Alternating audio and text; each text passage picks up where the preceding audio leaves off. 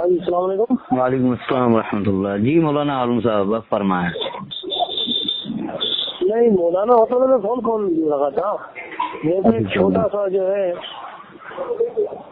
دین کی جو ہے معلومات کرنے کے لیے لگا لیا ہے. چھوٹا موٹا آدمی ہوں. ہاں مطلب مقلد ہیں آپ؟ جی آپ مقلد ہیں؟ مقلد؟ جی. مقلد کیا ہوتا ہے؟ آپ کو نہیں پتا؟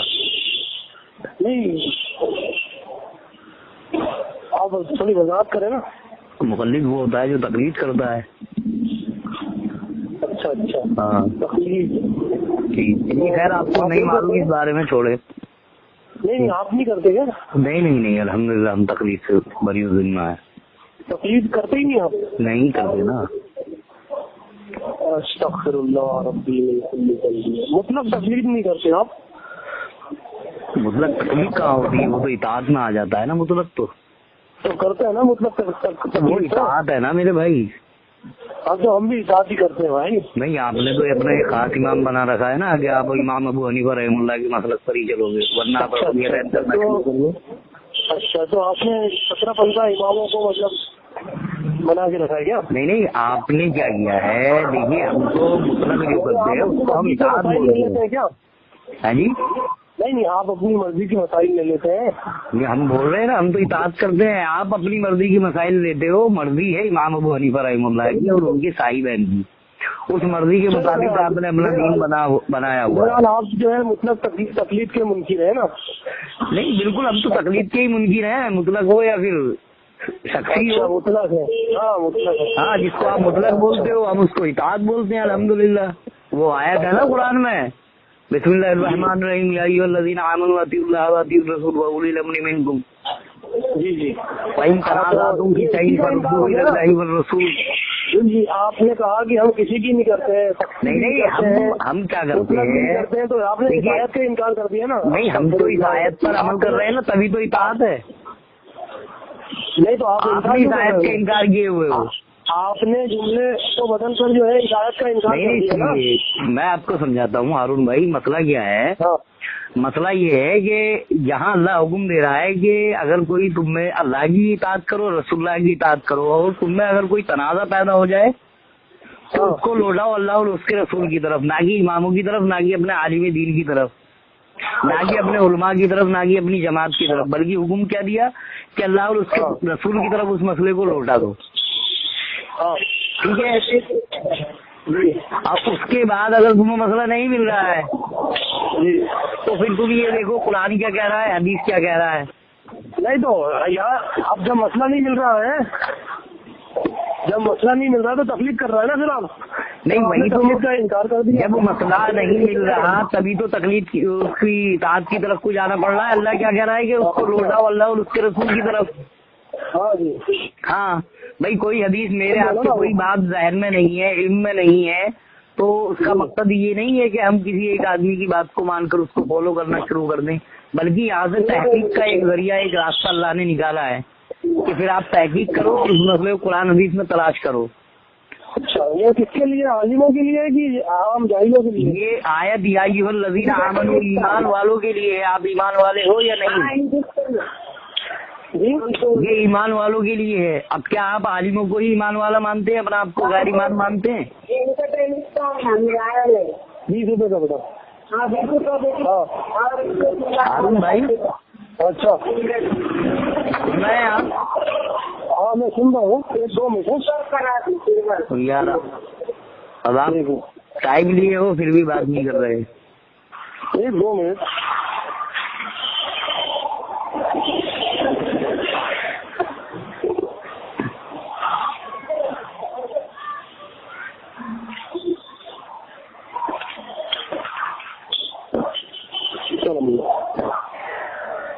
ہاں جی اب بولیے.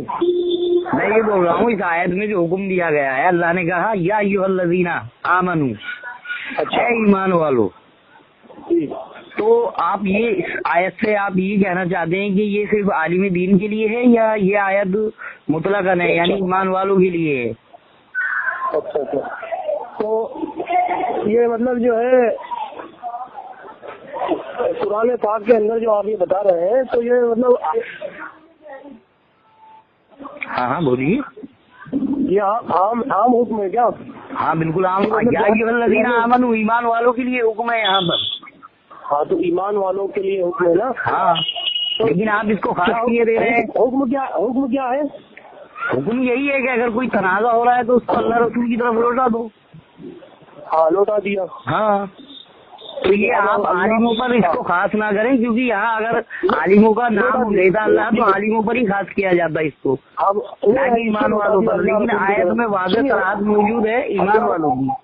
اللہ رسول کی طرف لوٹا دیا. ہاں اور کوئی حکم جو ہے اگر نہیں ملا تو نہیں ملا تبھی تو اس کے بعد ہی تو ہے یہ فَإِن تَنَازَعْتُمْ. اگر کوئی تنازع ہو, کسی مسئلے میں اختلاف ہو جائے, اس مسئلے کو ہی تو لوٹانا ہے اللہ اور اس کے رسول کی طرف. اچھا اور جو ہے اگر اجتہاد کی نوبت آ جائے تو وہ ہے نا اولی الامر منکم.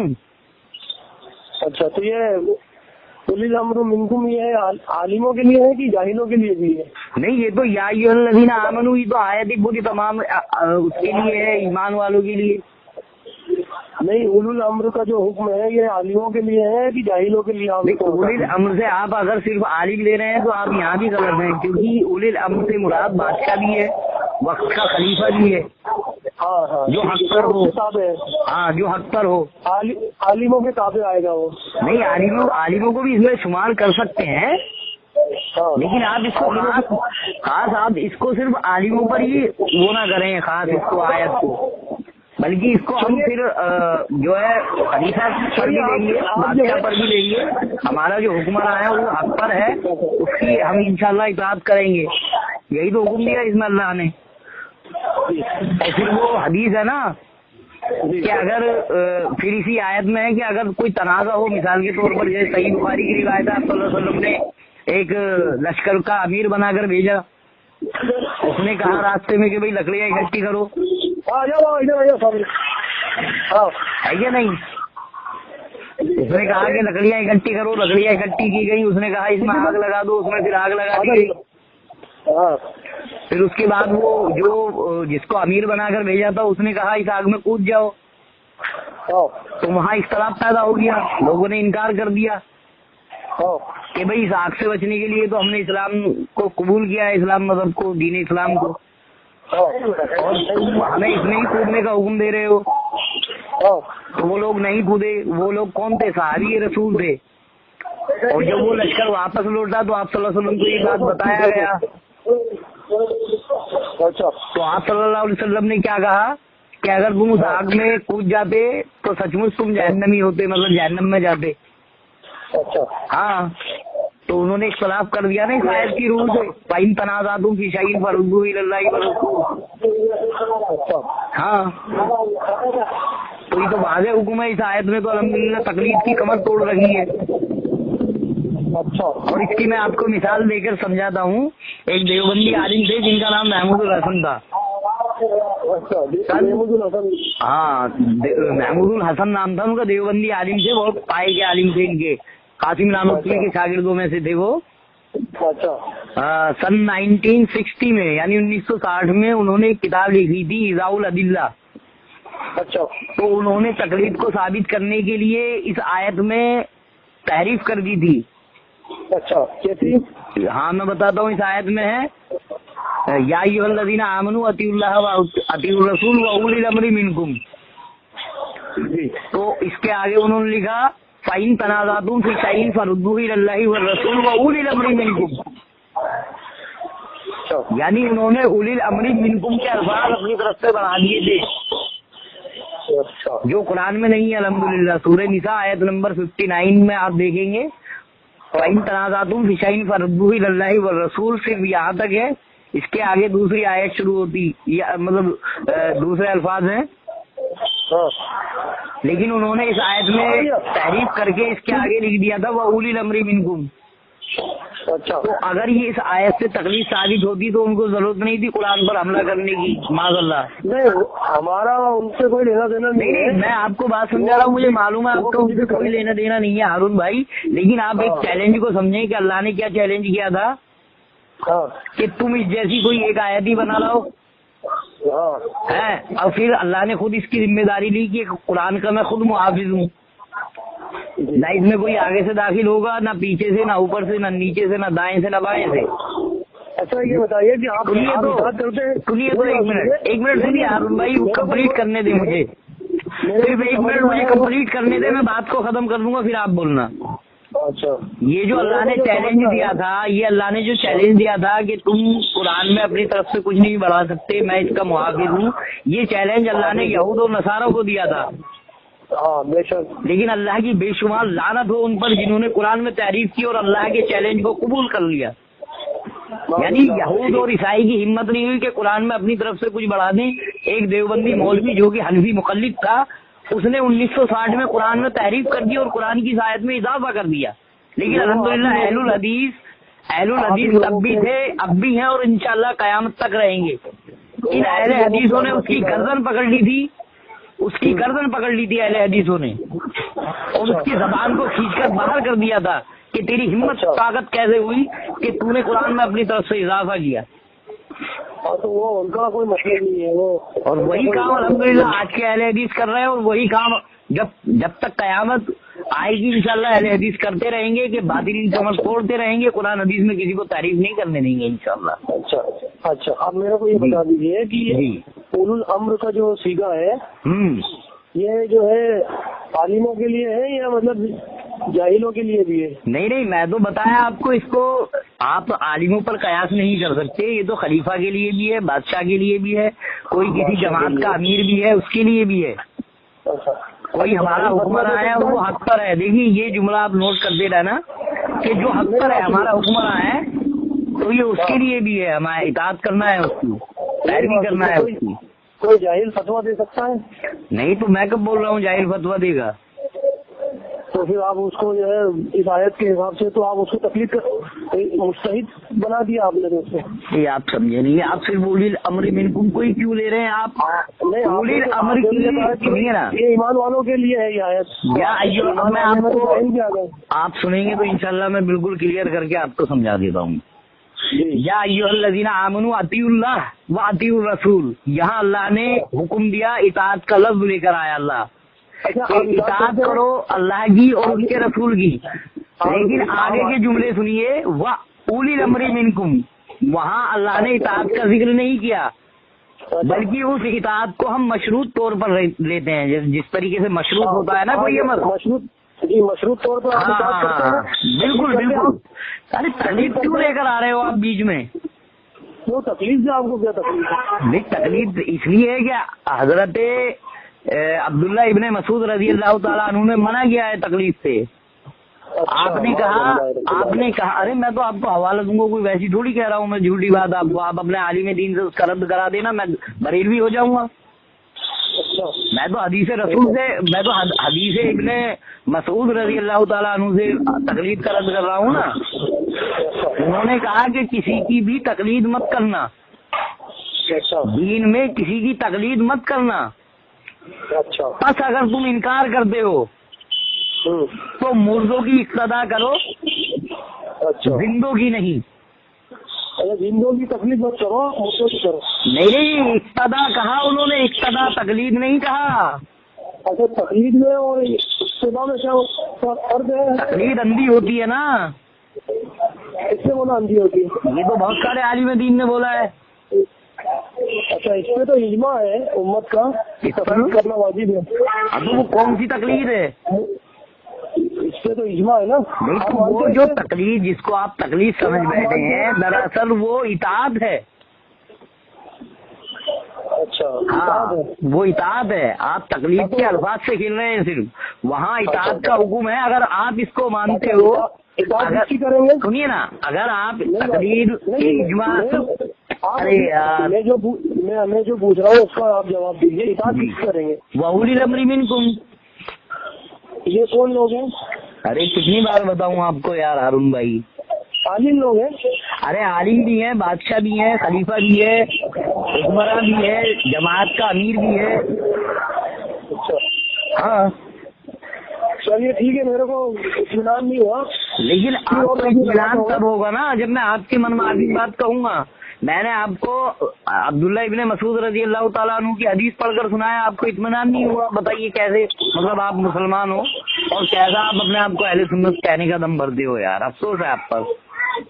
عبداللہ ابن مسعود رضی اللہ عنہ کی روایت آپ کو پسند نہیں آئی؟ نہیں، آپ اطاعت اور اس میں اطاعت میں اور تکلیف کے بھائی تکلیف تو وہ ہے جو آپ نے 4 امام بنائے، 4 اماموں کو خاص کر لیا، صرف 4 اماموں کی ہی بات ماننی ہے، 4 میں بھی پھر آپ نے 3 کو چھوڑ دیا، 1 کی بات ماننی ہے، کیوں؟ کیا ایک انسان سے غلطی نہیں ہو سکتی؟ امام ابو حنیفہ رحمہ اللہ سے غلطی نہیں ہو سکتی کیا؟ بتائیں آپ۔ ہاں، امام ابو حنیفہ رحمہ اللہ نے کہا ہے کہ شوال کے 6 روزے رکھنا مکروہ ہے، آپ مانیں گے اس بات کو؟ اچھا، اگر مانیں گے تو کہیے ہاں کہ میں نہیں رہوں گا روزہ کبھی بھی، ہاں میں مکروہ سمجھتا ہوں، پھر ہم آپ کو حدیث پیش کریں گے، آپ صلی اللہ علیہ وسلم نے اس کے شوال کے 6 روزے رکھنے کا حکم دیا ہے۔ اچھا، تو وہی تو بول رہا ہوں نا کہ آپ مطلب حدیث سے مطلب فتویٰ دے سکتے ہیں۔ نہیں، وہی تو میں بتا رہا ہوں آپ کو کہ ایک بندے سے غلطی نہیں ہو سکتی ہے، ایک بندہ آپ حدیث کا حوالہ دے کر جو ہے بڑے بڑے ائمہ مجتہدین سے آپ الجھ سکتے ہیں نا۔ نہیں، میں آپ کو دیکھیے کیا ائمہ مجتہدین عبداللہ ابن مسعود رضی اللہ تعالیٰ عنہ سے اوپر ہے آپ کے نزدیک؟ تو انہوں نے تو اطاعت کا کہا ہے نا، تو اطاعت کیجیے نا، ہم کب منع کر رہے ہیں؟ آپ تو تقلید کرتے ہو نا، آپ تقلید کرتے ہو میرے بھائی، آپ اطاعت کیجیے نا، آپ متبع سنت بنیے، آپ پھر مقلد کیوں بنے؟ آپ متبع سنت بنیے، ہم تو چاہتے ہیں لوگ متبع سنت بنے، قرآن و سنت کی طرف آئیں، لوگ ادنی تقلید کو چھوڑ دیں۔ امام ابو حنیفہ نے کہا، سنت نہیں ہے کیا؟ امام ابو حنیفہ رحمہ اللہ نے کہا جو ہے یہ عقیقہ کرنا جو ہے وہ ناجائز ہے۔ عالموں کی اور بادشاہوں کی بات ماننا مجھے یہ بتاؤ، آپ بھی کہاں تقلید کرتے ہو؟ آپ صرف دم کرتے ہو۔ امام ابو حنیفہ نے کہا ہے کہ عقیقہ کرنا جو ہے وہ جائز نہیں ہے۔ کیا کرنا؟ عقیقہ جو ہوتا ہے بچوں کا عقیقہ، جی ہاں، انہوں نے کہا یہ جائز نہیں ہے۔ کس نے بولا ایسا؟ امام ابو حنیفہ رحمہ اللہ نے۔ اچھا، حوالہ؟ ہاں، حوالہ انشاءاللہ میں آپ کے پرسنل میں اسکین دوں گا، اس بات کا بھی اور اس کا بھی، جو انہوں نے شوال کے 6 روزوں کو مکروہ کہا ہے۔ اور امام ابو حنیفہ رحمہ اللہ سے پوچھا گیا کہ جوتے کی پوجا کرنے میں آپ کیسا سمجھتے ہو؟ انہوں نے کہا جوتے کی پوجا کرنے میں کوئی حرج نہیں ہے۔ جوتے کی پوجا، جوتے کی پوجا ہاں، کرنے میں کوئی حرج نہیں ہے، امام ابو حنیفہ رحمہ اللہ نے کہا۔ کیا آپ جوتے کی پوجا کرنا شروع کر دو گے کیونکہ انہوں نے کہا اس میں کوئی حرج نہیں ہے؟ بھائی انشاءاللہ یہ سارے اسکیل میں آپ کے پرسنل میں دوں گا، اور اگر نہیں دیا تو میں جھوٹا آپ سچے، اور میں مسلک بریلوی قبول کر لوں گا انشاءاللہ۔ چلو ٹھیک ہے۔ اچھا، ایک بات اور سن لیجئے، امام ابو حنیفہ رحمہ اللہ کے نزدیک اگر کوئی مرد اپنے باپ کی بیوی سے نکاح کرتا ہے، اس کے ساتھ جماع کرتا ہے، تو اس پر کوئی حد نہیں لگتی ہے، جبکہ دین اسلام میں آپ صلی اللہ علیہ وسلم نے اس کی حد کو مقرر کیا کہ اس بندے کی گردن مار دی جائے جس نے اپنے باپ کی بیوی سے نکاح کیا ہے۔ تو کیا آپ مانیں گے امام ابو حنیفہ رحمہ اللہ کے اس مسئلے کو؟ بتائیے مجھے آپ۔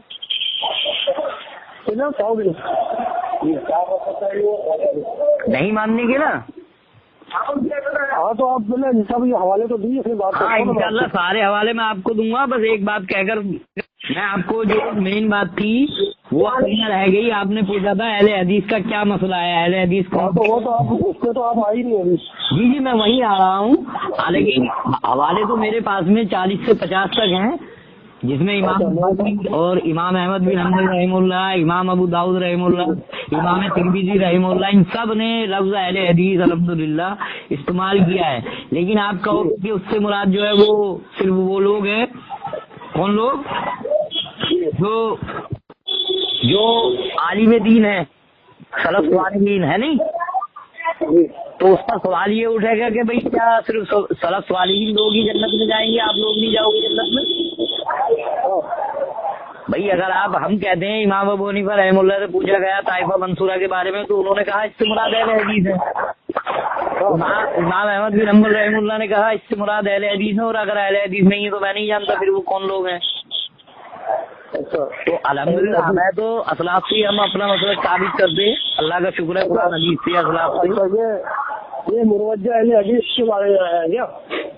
نہیں، یہ تو جو لوگ حدیث پر عمل کرتے ہیں ان کو یاد کرتے ہیں ان سب کے لیے حدیث پر عمل. اچھا وہی تو میں آپ سے پوچھنا چاہ رہا تھا کہ حدیث کے عمل، حدیث کے عمل کا مفہوم کیا ہے؟ ہاں، حدیث پر مفہوم کیا ہے؟ مفہوم ہے کوئی بات سنیے، حدیثیں تو منسوخ بھی ہو چکی ہے. کون بولا یہ منسوخ ہے؟ کوئی حدیثیں منسوخ ہے آپ کو نہیں پتا؟ ان کو چھوڑ دیا جائے گا نا. منسوخ حدیث پر عمل کیوں ہوگا؟ جب منسوخ قرآن کی آیت پر عمل نہیں ہوتا تو حدیث پر کیوں ہوگا؟ تو پھر آپ پہلے حدیث کا دعویٰ پھر کیسے کرتے ہو؟ تو یار منسوخ پر تھوڑی ہے نا، یہ ضعیف حدیثیں بھی ہیں، موضوع بھی ہیں، ہمارا سب پر دعویٰ تھوڑی ہے. ہمارا تو ان حدیثوں پر دعویٰ ہے جو راجہ کا دعویٰ ادھورا ہے، صحیح سند کے ساتھ میں ہے، صحیح اور حسن درجے کی روایتیں ہیں. تو آپ اہل سنت بولو نا اپنے آپ کو. تو اہل سنت کو ہے نا، اہل سنت. ارے بھائی اہل سنت کے بارے میں ہی تو پوچھا گیا تھا. اہل سنت کا ہی تو انہوں نے بتایا کہ اگر اس سے مراد اہل حدیث نہیں تو میں نہیں جانتا. تو پتہ یہ چل رہا ہے کہ اصلی اہل سنت اہل حدیث ہیں. امام احمد رحمہ اللہ، اور انہوں نے تو اتنی بڑی بات کہی ہے. کس نے بولا؟ امام ابن حبان رحمہ اللہ نے. کیا فرماتے ہیں؟ ہاں، امام ابن حبان رحمہ اللہ نے فرمایا کہ اہل حدیث وہ لوگ ہیں جو حدیثوں پر عمل کرتے ہیں، ان کا دفاع کرتے ہیں اور ان کو مخالفین کا قلا کما کرتے ہیں. یعنی کوشش کر دیتے ہیں ان کی. آپ ہر صحیح حدیث پر عمل کرتے ہیں؟ صحیح ابن حبان الاحسان. میں آپ سے سوال کر رہا ہوں، آپ ہر صحیح حدیث پر عمل ہے؟ میری بات سنیے، آپ کا ہر صحیح حدیث پر عمل ہے؟ وہ حتی الامکان ہے. وہ کنڈیشنز ہوتی ہیں، وہ کنڈیشنز ہوتی ہیں. حدیث پر عمل کرنے کی بھی کنڈیشنز ہوتی ہیں میرے بھائی. نہیں تو کنڈیشنز ہوتی ہیں نا. آپ سفر میں ہو، سفر میں آپ کیسے کرو گے؟ وہاں پر دوسری حدیثیں آپ کو لینی پڑیں گی. آپ گھر پر ہو، آپ مقیم ہو، سنیے نا، صحیح حدیث ہے. آپ مقیم ہو، آپ گھر پر ہو، اپنے آپ ظہر کی کتنی رکھتے پڑو گے؟ آپ ہی کے منہ سے نکلا ہی نا. کیا ہر بات آپ ہی کے منہ سے نکلی، اس کی کنڈیشن عمل حدیث صحیح ہے. ہاں تو الحمدللہ ہمارا بھی عمل حدیث سے ہی ہوتا ہے. تو آپ حدیث پیش کیجئے نا کہ کدھر ہے کہ شوال کے 6 روزے رکھنا مکروہ ہے. حدیث پیش کریں. ہاں حدیث پیش کریں تو کریں گے آپ حدیث پہ. اگر حدیث سے ہے کوئی مسئلہ اخذ کرتے ہیں کیا؟ نہیں سنیے، تو آپ یہ اس پر حدیث پیش کریں گے مجھے. ہاں بالکل غلط مطلب آخذ کیا ہے امام ابو حنیفہ رحمہ اللہ سے، جہاں پر غلطی ہوئی ہے ان سے. ورنہ آپ دلیل پیش کریں گے شوال کے 6 روزے رکھنا مکروہ ہے. حدیثیں کتنی ہے ٹوٹل؟ ارے وہ کتنی بھی ہے اس سے کیا لینا دینا ہے؟ جب آپ کو ساری حدیثیں معلوم ہے. ارے ساری کا تو میں نے ابھی ذکر ہی نہیں کیا. میں نے کہا حتی الامکان جتنا مجھے اور آپ کو علم ہے انشاءاللہ میری کوشش ہوتی ہے میں ان پر عمل کروں. لیکن آپ نے جو کہا یہ حدیثوں سے الگ مسئلے لے کر آتے ہیں، تو آپ ثابت کیجیے نا کہ یہ مسئلہ حدیث سے کہ شوال کے 6 روزے رکھنا جو ہے وہ مکروہ ہے. ثابت کریں آپ. ان کا استدلال بھی کوئی حدیث سے ہوگا تو آپ بتائیے نا کون سی حدیث ہے وہ کنڈیشن دیکھ کے جو ہے مسئلہ بیان کیا ہوگا. اللہ کے رسول نے فضیلت بتائی ہے شوال کے 6 روزے رکھنے کی. اچھا، اور آپ کہہ رہے ہو کہ کوئی نہ کوئی مسئلہ تو ہوگا. یہی تو اندھی تقلید ہے. نہیں تو اس کا تو پھر آپ اب تو خود منکر ہو گئے اس آیت کے فائن تنازعتم فی شیء فردوہ الی اللہ والرسول. آپ دعویٰ کر رہے ہو کوئی مسئلہ ہوگا، میں کہہ رہا ہوں نہیں یہ مسئلہ خلاف حدیث ہے. تو اس کنڈیشن میں کیا کرنا چاہیے ہم کو؟ تو آپ مطلب جو ہے اتنا بھی بڑا دعویٰ کر لیتے ہیں. نہیں یہ کنڈیشن دیکھیے پیش کیا الحمدللہ ایسا پیش کرا بہت اچھا ہوگا. ابھی یہ تنازع ہوا، سنیے نا میرے بھائی آپ پیار سے بات سنیں. ابھی میرے اور آپ کے درمیان تنازع ہوا. میں بول رہا ہوں آپ کے امام نے کہا شوال کے 6 روزے رکھنا مکروہ ہے. آپ بول رہے ہو کوئی حدیث ہوگی. تو یا تو اس حدیث کو آپ پیش کرو یا اس مسئلے کو اللہ اور اس کے رسول کی طرف لوٹا دو. آپ کے نزدیک شوال کے 6 روزے رکھنا جائز ہے یا حرام ہے بتائیں. اچھا تو اب میری بات سنو. نہیں پہلے آپ مجھے اس کا جواب دیں. شوال کے 6 روزے رکھنا آپ کے نزدیک جائز ہے یا حرام ہے؟ شوال کے 6 روزے رکھنا جی سنت ہے. سنت ہے. تو پھر آپ کے امام نے غلط مسئلہ پیش کیا نا. وہی تو ہم بتا رہے ہیں کہ بھائی آپ لوگ اپنی تقلید کرتے ہو، ہم لوگ الحمدللہ اطاعت کرتے ہیں. نہیں تو ہمارے یہاں پر تو یہ مسئلہ ہے کہ سنت ہے وہ. ہاں تو سنت ہی ہے یار، سنت ہے کیا؟ سنت ہی ہے، اس پہ حدیث رسول موجود ہے. لیکن امام ابو حنیفہ نے کہا مکروہ ہے. امام ابو حنیفہ نے کہا، سنیے، امام ابو حنیفہ نے کہا کوئی اگر اپنی محرمات ابدیہ سے نکاح کرے، ان سے زنا کر لے تو اس پر حد ملے گی. اب یہ کیا صحیح ہے مسئلہ؟ آپ صلی اللہ علیہ وسلم نے گردن مارنے کا حکم دیا اس کی. ہاں تو اسی لیے ہم کہتے ہیں کہ بھائی آپ اپنی تقلید چھوڑو، آپ قرآن و سنت کی طرف لوٹو. انشاءاللہ آپ بھی فائدے میں، آپ کے آسولات جو آنے والی آنے وہ بھی فائدے میں انشاءاللہ. بھائی بہر کیا ہے ہمارا؟ آپ کو کوئی دشمنی تھوڑی ہے میرے بھائی. آپ بھی اپنے آپ کو مسلمان کہتے ہو، میں بھی اپنے آپ کو مسلمان کہتا ہوں.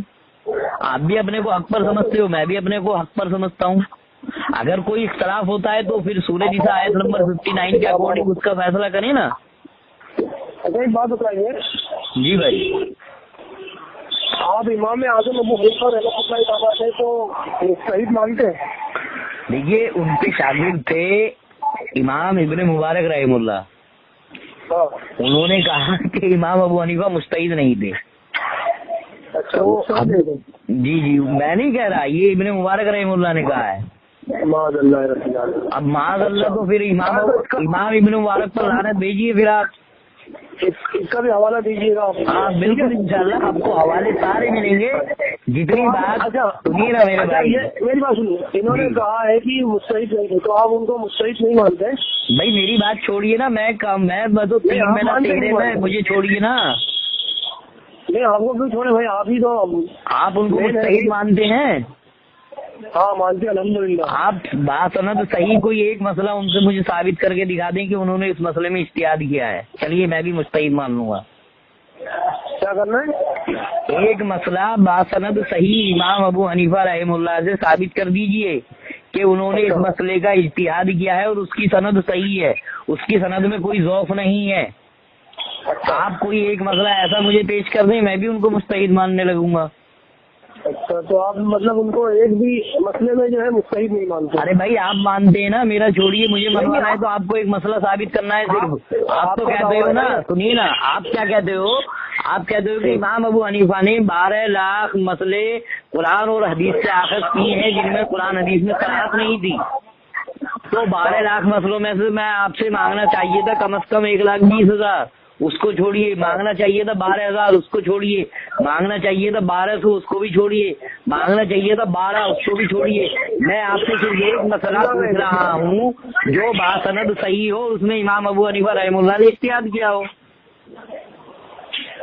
اور میرا ماننا یہ ہے، میں اپنا اب آپ کو اپنا من بتا دوں میں کیا مانتا ہوں. میں امام ابو حنیفہ رحم اللہ کو مسلمان مانتا ہوں. سننا ہے نہیں؟ 10 منٹ لگے گا. ہلو یہ بھی زیادہ ٹائم کی نہیں پھر لیے. چلیے میں ہلو آپ یہ سینڈ کیجیے، میں لگاتا ہوں تو شام کو فری ہو گیا. ہاں ٹھیک ہے ٹھیک ہے انشاءاللہ یہ سارے میں اسکین آپ کو دے دیتا ہوں. اچھا آپ کی اگر اجازت ہو تو یہ آڈیو میں وائرل کر دوں؟ کیا وائرل؟ ابھی تو مسئلہ حل ہی نہیں ہوا نا. نہیں وہ مسئلہ حل ہو یا نہ ہو، آپ کو اسکین کی ذمہ داری میری ہے. اگر میں آپ کو اسکین نہ دوں تو آپ میری آڈیو کے ساتھ میں لکھ کے بھیجنا عمران شیخ نے یہاں پر یہ جھوٹ بولا تھا. آپ مجھے جھوٹا ثابت کرنا، ورنہ میں آپ کے ذریعے چاہتا ہوں باقی لوگوں کی بھی اصلاح ہو، ان کو بھی سمجھ میں آئے کہ تقلید اور اتباع اطاعت میں کیا فرق ہے. 1 منٹ لگاتا ہوں تھوڑی دیر سے. چلیے وہ خیر آپ پہلے بھی نہیں لگائے تھے.